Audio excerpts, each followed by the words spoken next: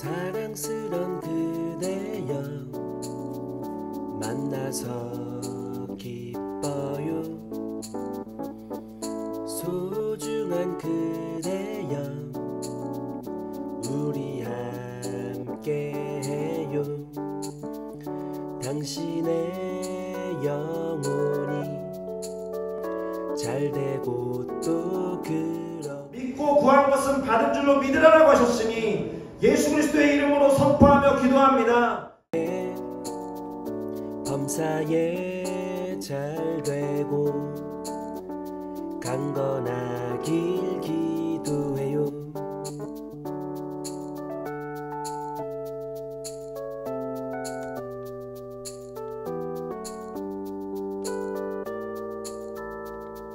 사랑스런 그대여 만나서 기뻐요. 소중한 그대여. 오가 정답입니다.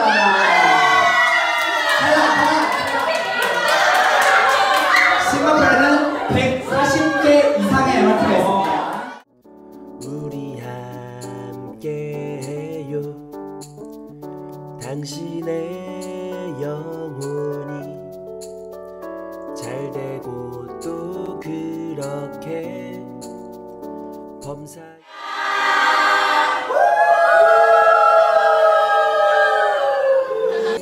잘되고 강건하길 기도해요. 강건하길 기도해요. 강건하길 기도해요.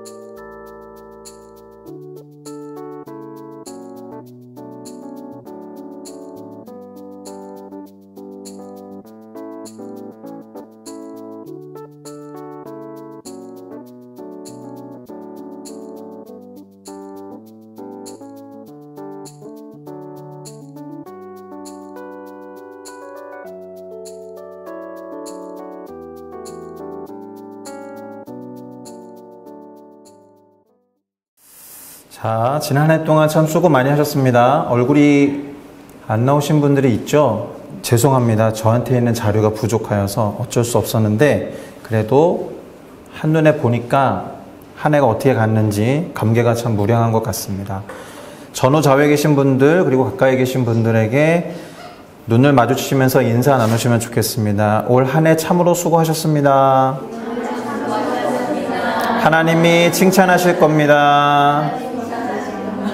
내년에 더 좋은 일이 많이 있을 거라고 믿습니다. 할렐루야. 자, 보통 송구영신 예배라고 부르지만 저희는 송년 감사 예배라는 이름으로 모였습니다.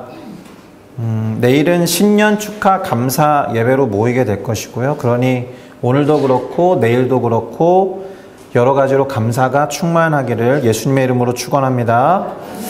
자, 그럼 오늘 우리가 한 해를 마무리하면서 함께 읽어볼 설교 본문을 말씀드리도록 하겠습니다. 오늘 설교 본문은 여호수아 24장 14절부터 16절이 되겠습니다. 여호수아 24장 14절부터 16절을 천천히 함께 읽어보도록 하겠습니다. 그러므로 이제는 여호와를 경외하며 온전함과 진실함으로 그를 섬기라. 너희의 조상들이 강 저쪽과 애굽에서 섬기던 신들을 치워버리고 여호와만 섬기라. 만일 여호와를 섬기는 것이 너희에게 좋지 않게 보이거든 너희 조상들이 강 저쪽에서 섬기던 신들이든지 또는 너희가 거주하는 땅에 있는 아모리 족속의 신들이든지 너희가 섬길 자를 오늘 택하라. 오직 나와 내 집은 여호와를 섬기겠노라 하니 백성이 대답하여 이르되 우리가 결단코 여호와를 버리고 다른 신들을 섬기지 아니하오리니. 아멘. 저는 방금 읽은 이 여호수아 24장 14절부터 16절을 가지고 한 해를 보내며 라는 제목으로 말 그대로 2022년을 마무리하고 새해를 맞이하는 데에 적용할 수 있는 깨달음을 얻고자 합니다. 그러니 같은 마음으로 제목을 따라 읽어주시기를 부탁드리겠습니다. 한 해를 보내며 한 해를 보내며 네, 감사합니다. 자, 그런 말을 들어보셨을 겁니다. 역사를 잊은 민족에게 미래는 없다. 누가 말한 건지 아시나요? 네, 대답을 기대하지는 않습니다. 언제나 질문을 던질 때. 민족주의 역사학자라고 일컬어지는 단재 신채호 선생님의 말이라고 알고들 계실 텐데 사실 이 말은 서양 사람들이 즐겨 사용하는 속담과 같은 말이라고 합니다. 그래서 출처가 불분명해요. 오히려 이 신채호 선생님은 이 말을 이용해서 하신 말씀인지는 모르겠지만 다음과 같은 말씀을 하셨습니다. 영토를 잃은 민족은 회생, 곧 재생할 수는 있어도 역사를 잃은 민족은 회생할 수 없다. 자, 그만큼 역사와 기억의 중요성을 말씀하신 거라고 할 수 있겠습니다. 그런데 어디 역사 한 분야에서만 기억 또는 기록, 역사가 중요한 건 아닐 겁니다. 성경에 나오는 명설교들이 있어요. 위대한 연설을 한 사람들의 공통점이 무엇이냐 하면 이스라엘의 역사를 아우르면서 하나님의 은혜에 대해서 증언한다는 겁니다. 오늘 본문에서의 여호수아도 그렇고 베드로 사도도 그랬으며 기독교 역사에서 최초의 순교자라고 할 수 있는 스데반도 마찬가지였습니다. 또 사도 바울도 그랬고요.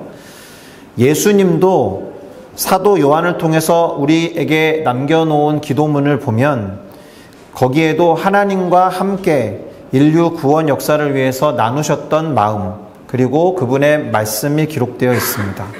한마디로 역사성, 곧 역사적인 인식을 가지고 설교나 스피치를 했다라는 뜻이에요. 그럴 수밖에 없는 것이 우리도 잘 알고 있듯이 또 우리가 인정하듯이 역사가 하나님의 주권과 다스리심 안에 있기 때문에 그렇습니다. 믿으십니까?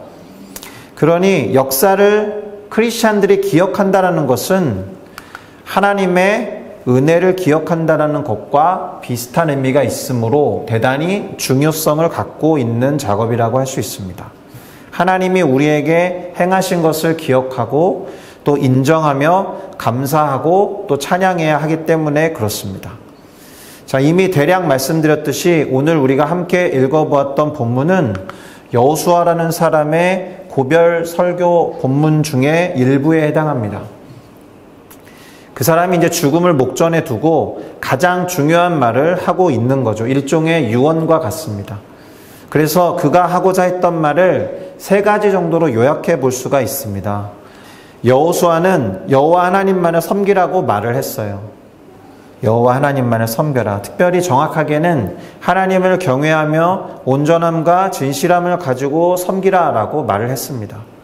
그러면서 그의 조상들이 예전에 섬기던 신, 또 애굽에서 섬기던 신들과 우상을 치워버리라는 말을 했습니다. 그가 했던 말을 정확하게 한번 읽어보겠습니다. 여호수아 24장 14절입니다. 그러므로 이제는 여호와를 경외하며 온전함과 진실함으로 그를 섬기라. 너희의 조상들이 강 저쪽과 애굽에서 섬기던 신들을 치워버리고 여호와만 섬겨라. 자, 여기에서 조상들이 강 저쪽에서 섬겼던 신들이라고 함은 유프라테스 강을 말해요. 그러니까 메소포타미아 지역의 다신들을 말합니다.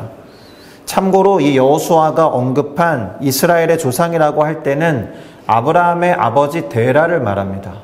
아브라함의 아버지 데라는 노아로부터 10대 손 정도 되거든요.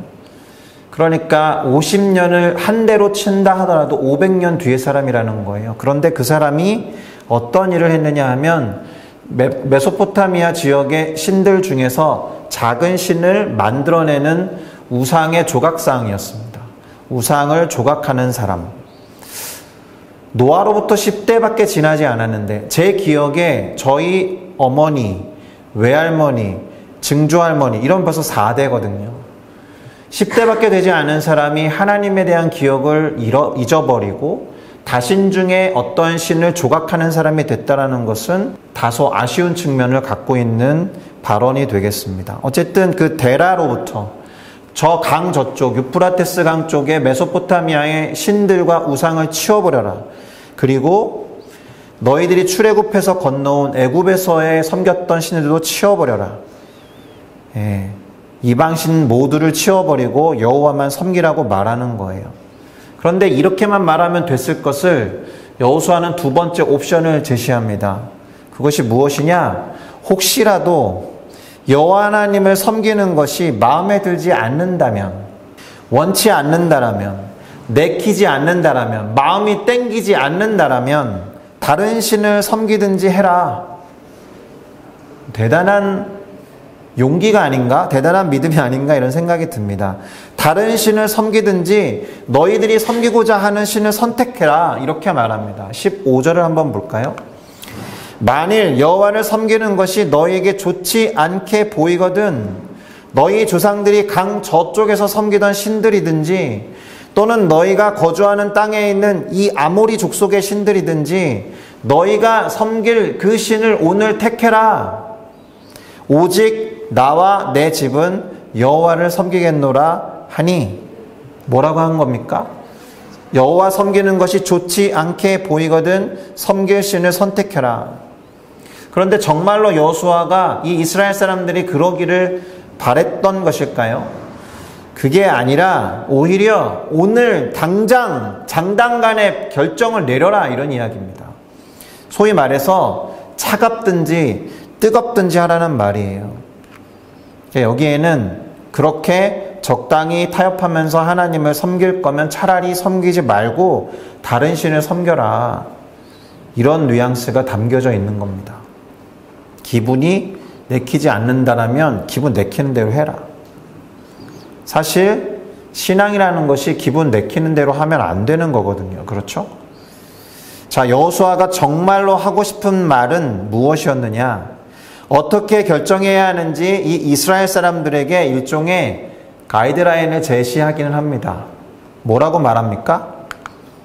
그러나 오직 나와 내 집은 여호와를 섬기겠노라 이 말을 한 거예요. 니네는 기분 내키는 대로 할지 모르지만 나와 내 집안은 여호와를 섬기겠다. 여기까지가 여호수아가 고별 설교 중에 매우 강력하게 요구한 세 가지 메시지라고 할 수 있습니다. 그러면 이에 대한 이스라엘 백성들의 대답을 들어봐야겠죠. 백성들은 좋다, 기분 내키는 대로 여호와를 버리고 다른 신을 선택하겠다고 하지 않았어요. 그들은 우리도 그렇게 하겠다. 여호수아와 너희 집안처럼 우리도 여호와 하나님만을 섬기겠다. 결단코 여호와를 버리고 다른 신들을 섬기기를 하지 아니하겠다. 이렇게 말했습니다. 16절을 읽어볼까요? 백성이 대답하여 이르되 우리가 결단코 여호와를 버리고 다른 신들을 섬기지 아니하오리니. 자, 이렇게 말을 한 다음에 스스로가 무슨 말을 하느냐? 왜 우리가 여호와 하나님을 섬기기로 해야 하는지 그 이유를 말해요. 여호수아가 왜 그렇게 생각하는데? 라고 묻지도 않았거든요. 그러니까 우리의 관심은 오늘 읽지는 않았지만 왜 이 사람들이 이후에 나와 있는 구절들을 통해서 여호와 하나님을 섬기겠다라고 했는지 그 이유를 알아야 해요. 사실은 하나님이 자기 자신들에게 베풀어 주신 일들, 행하신 일들, 곧 은혜 때문에 그래야 한다라고 이 사람들은 결정한 겁니다. 자신들에게 은혜를 베풀어 주신 하나님이시기 때문에 그 하나님을 떠나지 않고 섬기고자 한다는 거예요. 할렐루야. 자, 그러니 적어도 이때만큼은 이스라엘 백성들도 하나님의 은혜를 기억했던 것으로 보입니다. 사실 은혜를 기억한다면 하나님께 감사할 뿐만 아니라 그분만을 섬길 수밖에 없어요. 그러니 관건이 뭐겠어요? 하나님의 은혜를 알아차리고 기억해내느냐 못해내느냐에 달려있는 겁니다. 만약에 그것을 망각한다면 감사도 사라질 것이고 하나님을 잊어버릴 뿐만 아니라 기억에서 실제로 하나님을 잃어버리게 될 거예요. 하나님을 잃어버린 삶을 뭐라고 말합니까? 지옥이라고 말해요.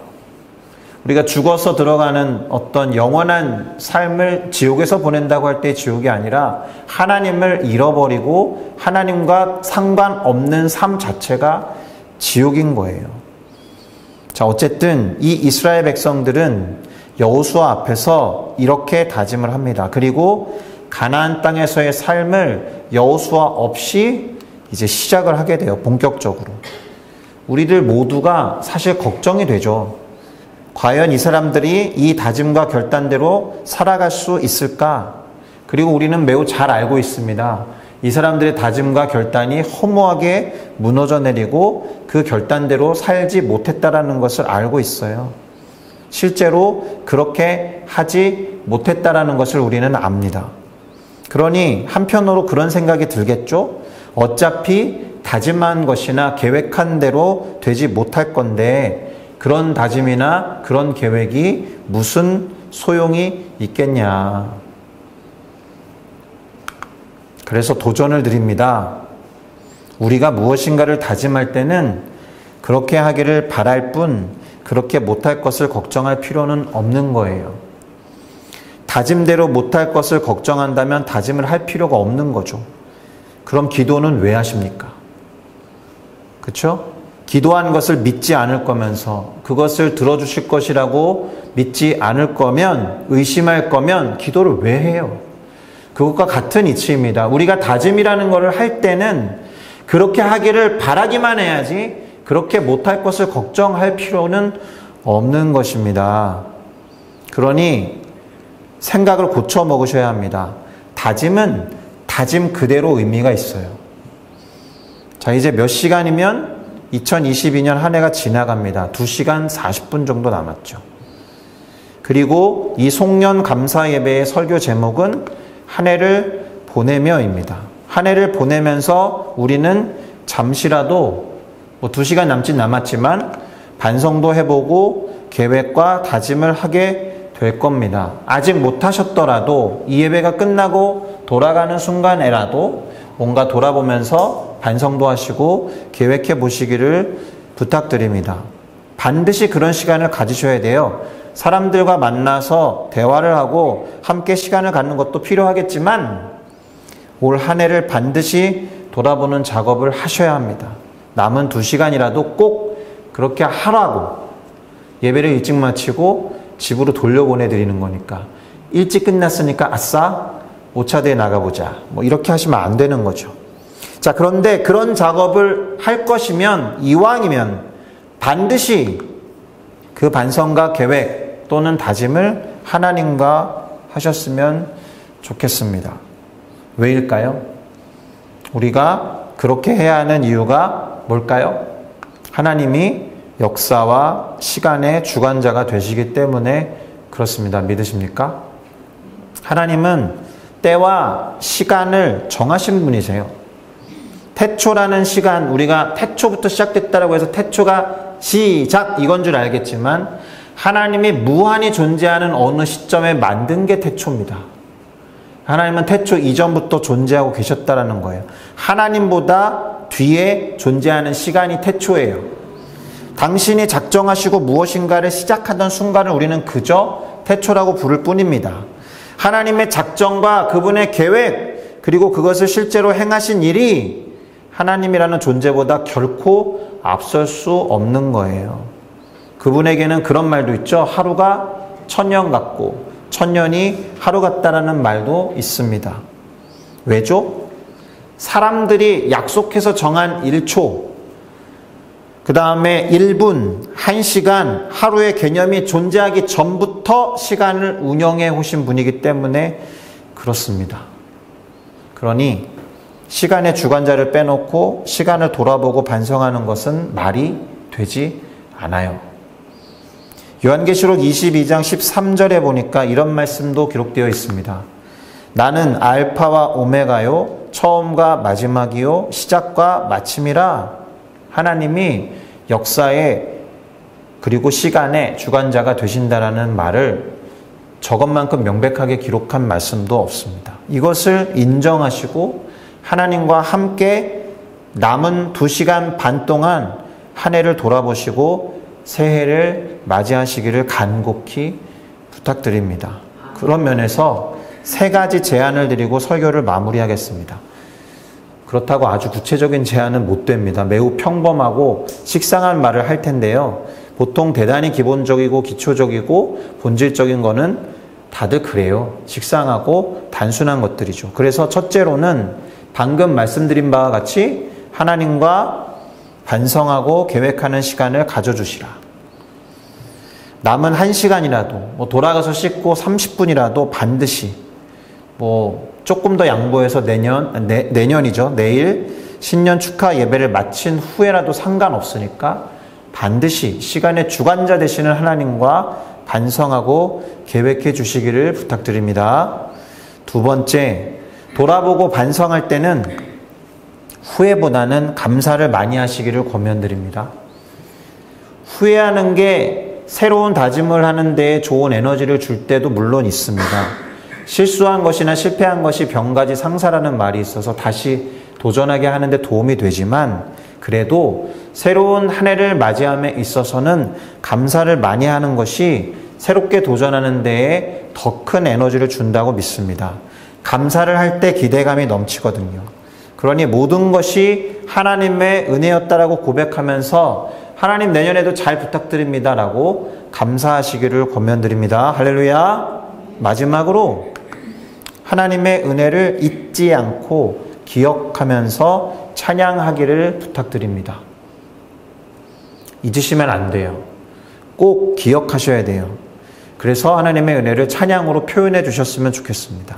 그러기 위해서는 알아야죠. 하나님이 이때 이렇게 일하셨구나라고 알아차리셔야죠. 그러니 하나님과 함께 돌아보지 않으면 할 수 없는 게 찬양이고 할 수 없는 게 기억이고 할 수 없는 게 쓸 수 없는 게 역사입니다. 알아차리셔야 돼요. 하나님이 하신 일을 꼭 발견해 주시기를 부탁드립니다. 마지막으로 유다서가 한 장짜리 책인데 마지막 부분을 읽어드리고 설교를 마치도록 하겠습니다. 뭐라고 되어 있느냐 하면 유다서 1장 24절부터 25절에 이렇게 되어 있습니다.